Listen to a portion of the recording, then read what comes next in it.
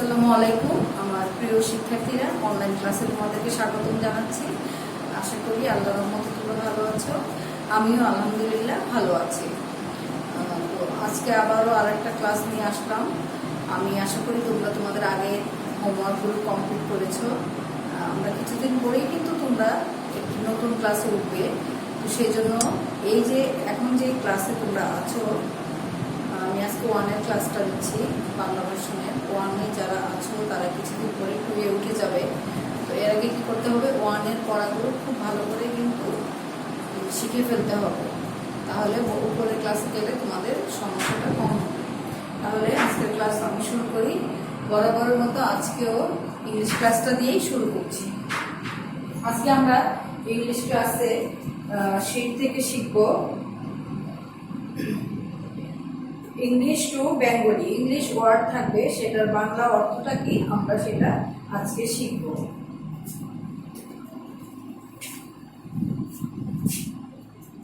English ক্লাসটা নিচ্ছি।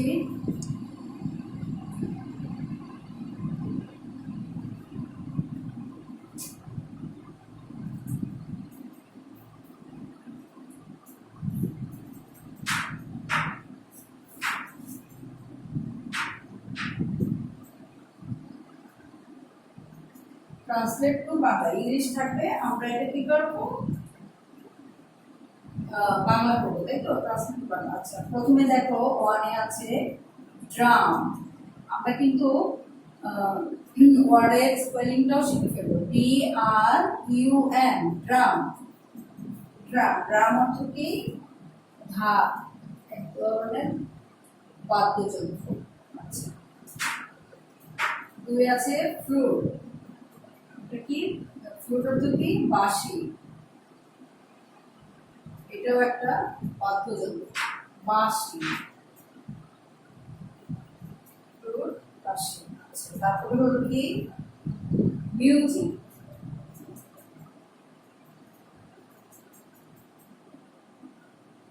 Music অর্থ কি? গান বাজনা।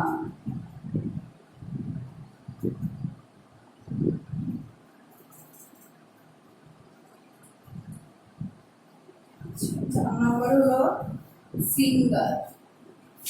চার নম্বর হলো সিঙ্গার।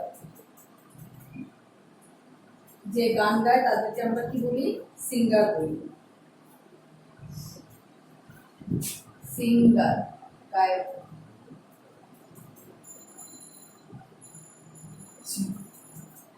আর ফাইভে আছে বো। BOW, বো। বো অর্থ কি? ধনু। বো অর্থ কি? ধনু। তাহলে এই পাঁচটা ওয়ার্ডের আমরা আজকে বাংলা অর্থটা শিখছি। DRUM, ড্রাম, ঢাক, ঢাক, ড্রাম ঢাক। FLUT, ফ্লুট, বা চন্দ্রবিদ্যাটা বা তালিবস সরস্বতী, বাঁশি। Music, MUSIC, music. মিউজিক কি? গান বাজনা। গান, কয়কের গা দন্তনা, গান কয়কের বা বলকে জ দন্তনা কেনা, বাজনা, গান বাজনা। আচ্ছা, চারে আছে SINGER, সিঙ্গার। সিঙ্গার অর্থ কি? গায়ক। সিঙ্গার অর্থ কি? গায়ক। ফাইভে আছে BOW, বো। ধ দন্ত নস্ক নু ক, ধনু। BOW, বো। ধ দন্ত নস্ক নু ক, ধনু। বো, ধনু। আচ্ছা, এখন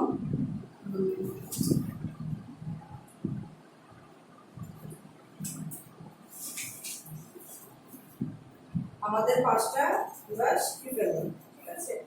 আচ্ছা, তাহলে ড্রাম, ঢাক, ফ্লুট, বাঁশি, মিউজিক, গান বাজনা, সিঙ্গার, গায়ক। বো, ধনু। ড্রাম, ঢাক, ফ্লুট, বাঁশি, মিউজিক, গান বাজনা, সিঙ্গার, গায়ক, বো, ধনু। আমরা পাঁচটা শিখে ফেললাম। আচ্ছা, তাহলে আমাদের এখন আমরা বাংলা ক্লাসে চলে যাই। তোমাদের একটা ছড়া আছে ছুটি, সেটার 8 লাইন লিখতে হবে। আচ্ছা, সেখানে প্রথমে আমি কি লিখবো? নাম লিখবো, ছুটি। ছুটি, প্রথমে নামটা লিখতে হবে। তোমার খাতার মধ্যে তোমরা লিখবে ছুটি। আছে, কে লিখেছেন ছুটি সেই নামটা লিখতে হবে। রবীন্দ্রনাথ ঠাকুর। বয়শূন্য র, ব দীর্ঘিকার বি, দন্ত নয়, দয় রফলা, রবীন্দ্র, দন্ত নয়টা নাথ, নাথ, ঠাকুর, রবীন্দ্রনাথ ঠাকুর। কে লিখেছেন? রবীন্দ্রনাথ ঠাকুর। আচ্ছা, ছুটি লিখেছেন রবীন্দ্রনাথ ঠাকুর। তারপরে আমরা কি করব, মনে করো এখানে তোমার মার্জিন, খাতার মার্জিনটা এখানে, তো দেখো এখানে, দেখো এখানে এভাবে লিখবে মেঘের কোলে, আমি 4টা লাইন দেখিয়ে দিচ্ছি। কোলে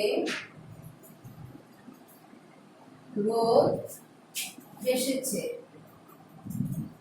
মেঘের কোলে রোদ ভেসেছে। এখন কোলের নিচ থেকে শুরু হবে বাদল, বাদল, মেঘের নিচে না, কোলের নিচে বাদল হবে, বাদল গেছে,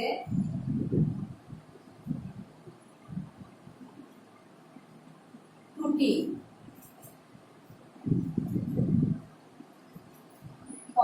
বাদল গেছে টুটি। তারপর আবার এই যে মেঘের পরে আজ, বইয়ে যেভাবে আছে ঠিক সেভাবে লিখতে হবে। আজ আমাদের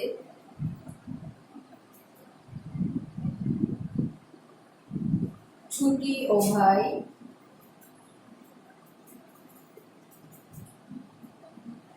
ও ভাই,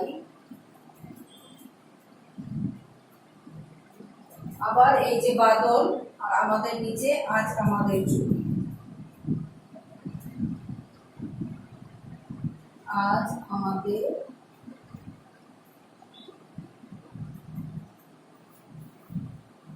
ছুটি। তারপরে এটা কি দিতে হবে? দাড়ি।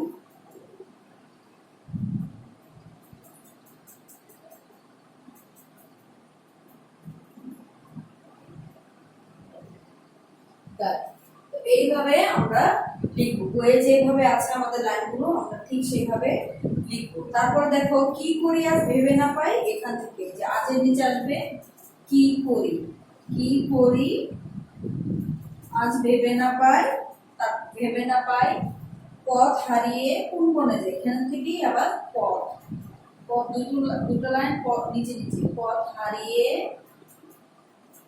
কোন কোণে যায়, কমা, তারপরে হলো কোন, এই যে এখান থেকে, হ্যাঁ এখান থেকে কোন মাঠে যে, কোন মাঠে যে ছুটে বেড়ায় সকল ছেলে জুটি, সকল ছেলে জুটি। বাস এতটুকু, এতটুকু, ঠিক আছে। এভাবে তোমরা বই দেখে প্রথমে খুব ভালো করে দেখবে, শিখবে, তারপরে লিখবে। ছড়ার নাম লিখবে, কে লিখেছেন, কবির নাম লিখবে, তারপরে এইভাবে বইয়ে যেভাবে লাইনগুলো দেওয়া আছে ঠিক সেভাবে লিখবে। তোমরা আগেও লিখেছো, আগেও তোমাদের ছড়া লেখা ছিল, লিখেছো, তোমরা জানো কিভাবে লাইন মেনটেন করে লিখতে হয়। লিখবে বই দেখে দেখে, আগে দেখে নিবে কোন লাইনের পরে কমা, কোন লাইনের পরে তারিখ, সেভাবে লিখবে, তাহলে নাম্বারও ভালো হবে। আচ্ছা, এখন আমরা চলে যাব আমাদের ম্যাথ ক্লাসে। আজকে আমরা ম্যাথ ক্লাসে আমাদের প্রাথমিক গণিত বই থেকে আমরা সমাধান করব 14 নম্বর। 14 নম্বর সমাধানটা আমরা করবো, এটা পৃষ্ঠা নাম্বার হলো 94।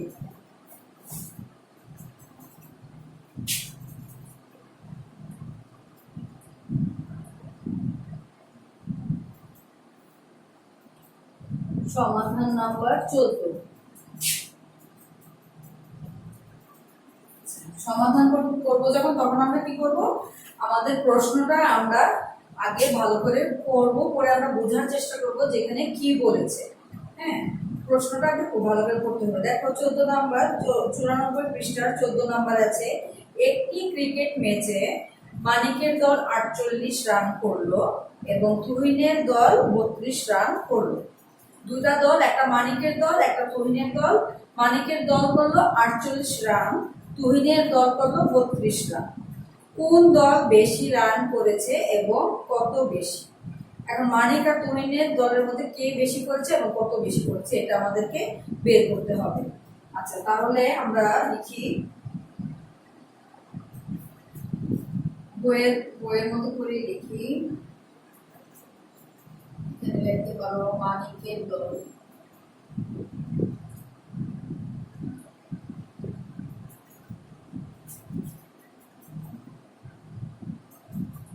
মানিকের দল করলো 48 run.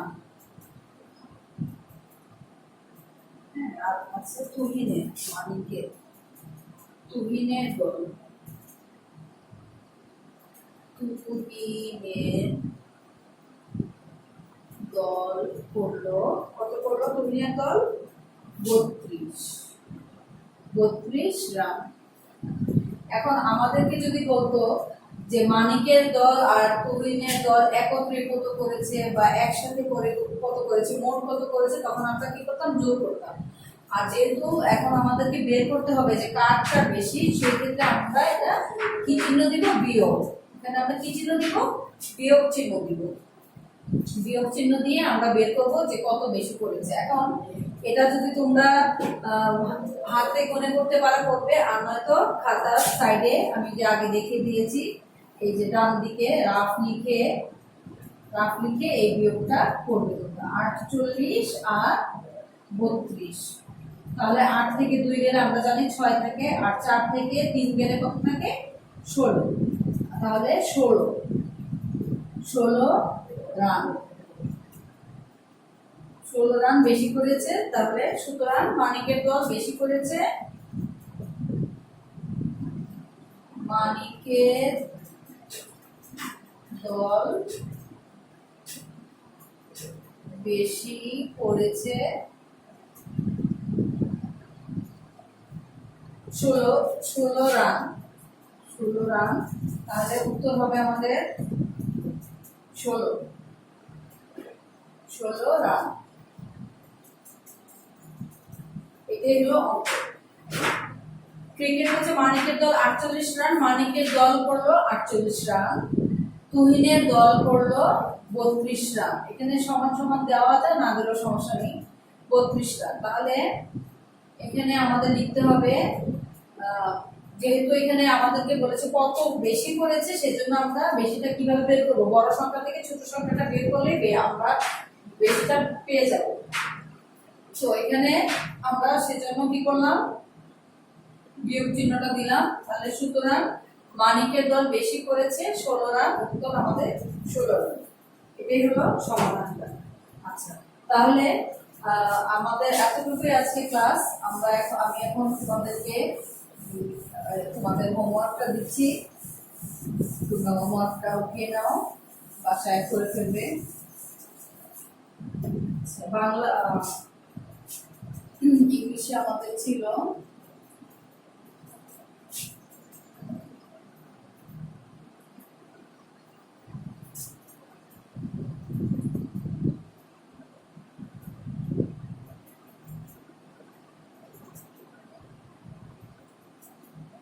translate to Bangla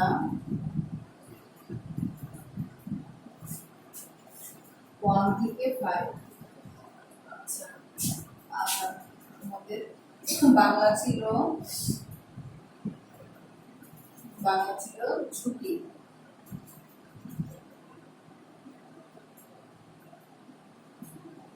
8 line. 8 line. এটা হলো পৃষ্ঠা 70, বইয়ের পৃষ্ঠা 70। আর হলো ম্যাথ,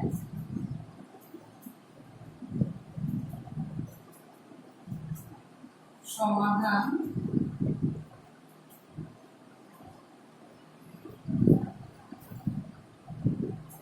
9-14, পৃষ্ঠা 94। এতটুকু। তাহলে আমাদের আজকের হোমওয়ার্ক এতটুকুই আমাদের পড়া ছিল। ইংলিশটা আমরা ট্রান্সলেট টু বাংলা শিখেছি, ইংলিশ ওয়ার্ডের বাংলাটা শিখেছি, সেটা শিখে আছে। আর বাংলা সেকশন ছুটি 8 লাইন, সেটা পৃষ্ঠা 70। আর ম্যাথ হলো সমাধান 9-14 আমরা শিখলাম, পৃষ্ঠা হলো 94। তাহলে এতটুকু তোমাদের হোমওয়ার্ক। তোমরা ভালো করে মন দিয়ে পড়াটা করো, কমপ্লিট করো। ভালো থাকো, সুস্থ থাকো। ইনশাল্লাহ আগামী ক্লাসে আবারও তোমাদের সাথে দেখা হবে। আল্লাহ হাফেজ।